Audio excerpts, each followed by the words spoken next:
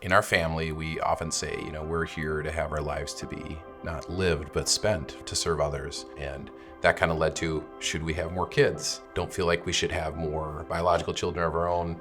God, how can we serve the community around us?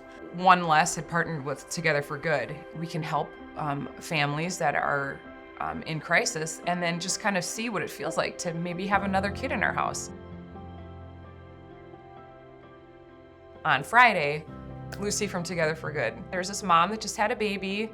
She doesn't know what she wants to do. Would you and Andrew consider hosting this little baby for 3 months? In my head, I'm thinking all the reasons not to, but my soul was like, I couldn't say no. My soul was just screaming like, take the next step. So I call Andrew and explain the situation, and he, like, without hearing any details, of course, says, yes, let's do it.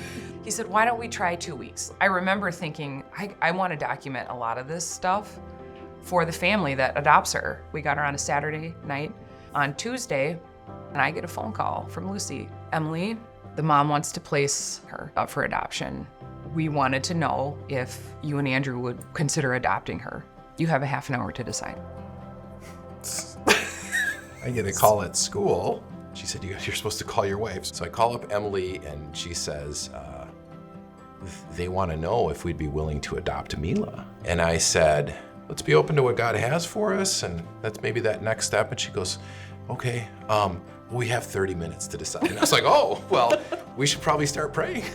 We weren't officially deciding at that moment, of course, but in our hearts, when we said yes, it was making that decision to be willing to move forward. I remember feeling a lot of fear, selfishness. I thought, I'm in my mid-40s and starting over again, what does that look like?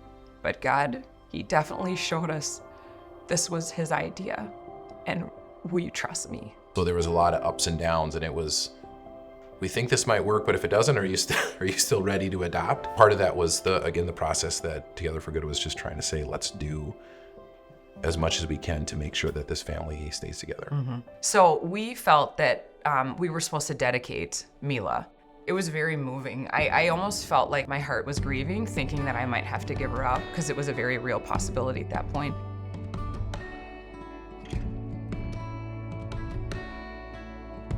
We officially adopted Mila on July 25th of 2023. It was so fun to see not just our relatives and friends there, but people who had been praying and were part of this journey. And just that moment when she brings the gavel down and basically says, this is done. The language in the court document is something like, she becomes your daughter as though she were born to you. And to us, that was unbelievably, both heavy, but so powerful. And of course, we reflected on God has adopted all of us, and this is what God has done. We were once in one spot, and now we're permanently in His family. The other thing, and this is something Emily pointed out, all these people that have been involved in this process in different ways. Mila was the one that was, did the least. And how when God adopts us, it's not because of any papers we've signed, anything that we've done. And even as we are adopted by God, He does all of it.